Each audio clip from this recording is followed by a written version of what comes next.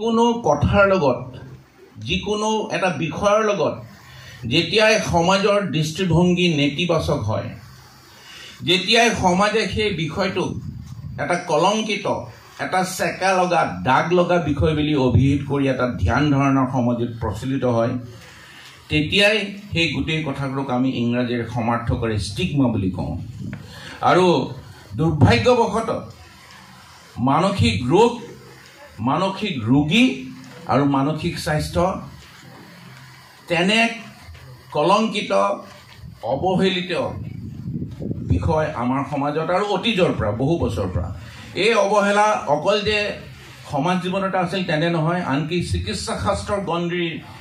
যিখিনি কথা বুৰঞ্জী আমি আলোচনা কৰোঁ তাতো ইয়াক খুব স্পষ্টভাৱে অভিহিত হৈ আছিল। আৰু কোৱা গৈছিল যে যদিও মানসিক ৰোগ বিষয় বুলি কোৱা যায়, আৰু যদিও এই oldest art of medicine, it is considered that this is the last specialty to be incorporated into the overall field of medicine.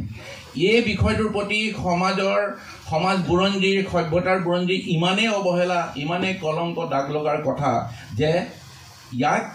চিকিৎসা শাস্ত্ৰৰ গণ্ডিৰ ভিতৰত অতি শেহতীয়া বিষয় হিচাপেহে অন্তৰ্ভুক্ত কৰা হৈছে। তাৰ আগতে অন্য বিষয়বিলাক চিকিৎসা শাস্ত্ৰৰ বিষয় বুলি গণ্য কৰা হৈছে। যি কি নহওক, গোটেইখিনি কথা সামৰিবলৈ আমাৰ বহুত সময় লাগিব। কিন্তু যেনেকৈ আমাৰ সমাজত বিভিন্ন বিষয়ৰ লগত কথাবিলাকত কলংক, দাগ, অন্ধবিশ্বাস, ভুল বিশ্বাস, অবৈজ্ঞানিক ধ্যান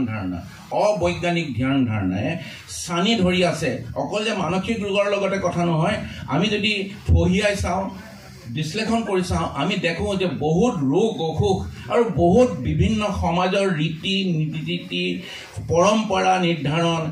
ইত্যাদি বিষয়ৰ লগতো আমাৰ এনেকুৱা ধৰণৰ কলংক, ষ্টিগমা, অন্ধবিশ্বাস, ভুল বিশ্বাস, অবৈজ্ঞানিক ধ্যান ধাৰণাৰে আমাক আৱৰি আছে। আৰু তাৰ বাবে যিসকল যুক্তিবাদী ব্যক্তি, যিসকলে বিজ্ঞানসন্মত এক ধ্যান ধাৰণাৰে আগবাঢ়িব বিচাৰে আৰু যিটো প্ৰকৃততে এখন সমাজৰ প্ৰগতিৰ মূল চালিকা শক্তি, সেই তেখেতসকলে ইয়াক আগুৱাই লৈ গৈ ইয়াৰ পৰা অন্ধকাৰ আঁতৰাই মানুহৰ মনত বৈজ্ঞানিক ধ্যান ধাৰণাৰ এক বীজ সিঁচিবলৈ চেষ্টা কৰি আহিছে অহৰহ। ধৰা হওক, আজিৰ পৰা 40 বছৰ আগতে মোৰ তাৰ লগত নিশ্চয়কৈ এনেধৰণৰ ছ'চিয়েল অৰ্গেনাইজেশ্যন যিসকল সচেতন, সমাজৰ ভৱিষ্যত আমাৰ পৃথিৱীখন কোনফালে গতি কৰি আছে এই বিষয়ে সচেতন, এনেকুৱা ধৰণৰ অৰ্গেনাইজেশ্যন যাৰ মতো যে আমাৰ সমাজত শিক্ষা বিষয়ক কথাত আমি যেনেকৈ প্ৰচলন কৰিম, তেতিয়া শিক্ষা নীতিৰ ক্ষেত্ৰত আমি যেনেকৈ মাত মাতিম, তেনেকৈ মানসিক স্বাস্থ্যৰ নীতি নিৰ্ধাৰণৰ ক্ষেত্ৰতো আমি প্ৰাসংগিকভাৱে যিখিনি কথা ক'ব লাগে, যিখিনি দায়িত্ব পালন কৰিব লাগে কৰিম। গতিকে কলাবৰেটিভ প্ৰচেছ, এইটো এটা অকলে কৰা কথা নহয়, এটা কালেক্টিভ প্ৰচেছ। আৰু ইয়াত সমাজৰ প্ৰত্যেক বৰ্গৰ, প্ৰত্যেক শ্ৰেণীৰ লোকে, ব্যক্তিয়ে সচেতনলৈকে ইয়াত অৰিহণা যোগাব পাৰে, অৱদান যোগাব পাৰে। সেইকাৰণে আজি এই যে আমাৰ ইয়াত যিখিনি সমন্বয় ঘটিছে, ইটছ এ ইউনিক। ইয়াত আমাৰ অভিজিত ভট্টাচাৰ্য আছে, ইয়াত লয়া আছে, ইয়াত আজি নাটকৰ মানুহ আছে, সংগীতৰ মানুহ আছে, যি সংগীতেৰে আমাক অলৰেডি উজ্জীৱিত কৰিলে। গতিকে মই ছাত্ৰ ছাত্ৰীসকলক এটা কথা মাত্ৰ ক'ব বিচাৰিছোঁ যে আমাৰ সমাজত এটা ধাৰণা আছে যে মানসিক স্বাস্থ্য হয়তো বৃদ্ধ বয়সৰ লোকত বা অকণমান বয়স হ'লেহে বা জীৱনৰ হয়তো মধ্য বয়সতে এই মানসিক স্বাস্থ্যই মানসিক স্বাস্থ্যৰ ক্ষেত্ৰত এনে অপকাৰ কৰে। এইটো কথা নহয়। মই তোমালোকৰ জ্ঞাতাৰ্থে এটা কথা জনাই থওঁ যে 50% মানসিক স্বাস্থ্য সমস্যা, মানসিক ৰোগেই হওক বা বিভিন্ন মানসিক স্বাস্থ্য সমস্যা হয়। মানসিক ৰোগ মানে অকল উন্মাদনা, এগ্ৰেশ্যন, ভায়লেন্স বা ডিপ্ৰেশ্যনে নহয়। মানসিক ৰোগে এটা ডাঙৰ আমব্ৰেলা, আৰু এই আমব্ৰেলাৰ তলত, এই ছাতিৰ তলত বিভিন্ন ধৰণৰ ৰোগ আছে। যেনেকৈ আমি যদি চেষ্ট ডিজিজ বুলি কওঁ, চেষ্ট ডিজিজ মানে বহুত ৰোগ, তেনেকৈ মানসিক ৰোগৰ মাজতো বহুত আছে। 50% মানসিক স্বাস্থ্য সমস্যা বা মানসিক ৰোগ 15 বছৰ আগতে আৰম্ভ হয়। 15 years, before 15 years. এইটো আমি ভাবিবই নোৱাৰোঁ। 15 বছৰ আগতে 50% আৰু 75% মানসিক স্বাস্থ্য সমস্যা 24 বছৰ আগতে আৰম্ভ হয়। গতিকে ভাবি চোৱা, তোমালোকৰ যিটো বয়স, শিক্ষক শিক্ষয়িত্ৰীসকল ভাবি চাওক, আপোনালোকে যিখিনি সময়ত বিদ্যালয়ৰ ছাত্ৰ ছাত্ৰীক শিক্ষা প্ৰদান কৰে, যিখিনি সময়ত কলেজত, বিদ্যালয়ত, মহাবিদ্যালয়ত আপোনালোকে শিক্ষা প্ৰদান কৰে, সেই সময়ত সেই বয়সৰ ব্যক্তি সেই সময়ৰ যুৱক যুৱতী কিশোৰ কিশোৰী শিশু আটাইতকৈ আমাৰ সমাজত vulnerable section of the society suicide is the second leading cause of mortality amongst the young children. গতিকে এনে পৰিপ্ৰেক্ষিতত আমি মানসিক স্বাস্থ্যৰ ওপৰত গুৰুত্ব দিবই লাগিব আৰু আমি মুকলিকে মানসিক স্বাস্থ্যৰ বিষয়ে কথা পাতিব লাগিব আৰু এটা ধাৰণা আছে যে মানসিক ৰোগৰ বিষয়েনো কি চিকিৎসা আছে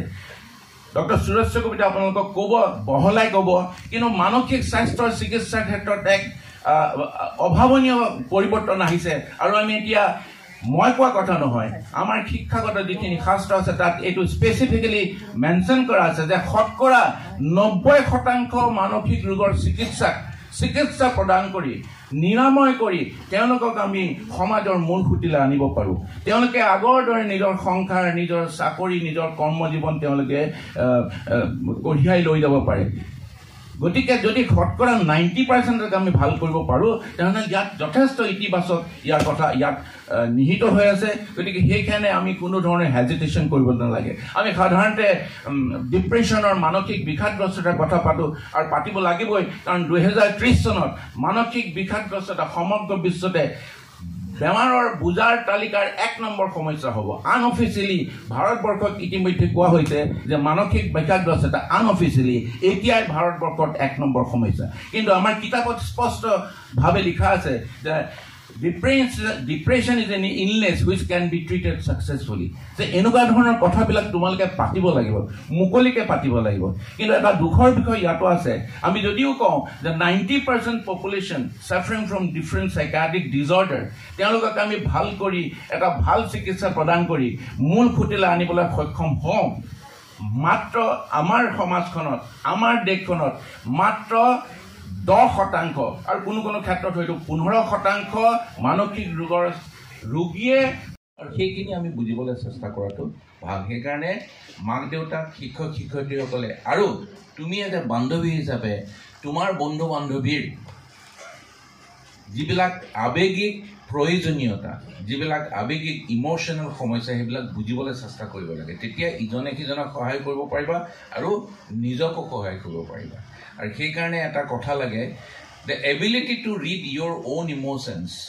and the ability to read emotions of others এটা এটা বৰ ডাঙৰ কোৱালিটি মানুহৰ বৰ ডাঙৰ কোৱালিটি এইটো ইমোশ্যনেল ইণ্টেলিজেন্সৰ লগত জড়িত থাকে সেইটো ডেভেলপ কৰিবলৈ চেষ্টা কৰিব মই দীঘলীয়া নকৰোঁ এটা জাষ্ট আভাস দিলোঁ তোমাৰ প্ৰশ্নটোৰ লগত মই সংগতি ৰাখি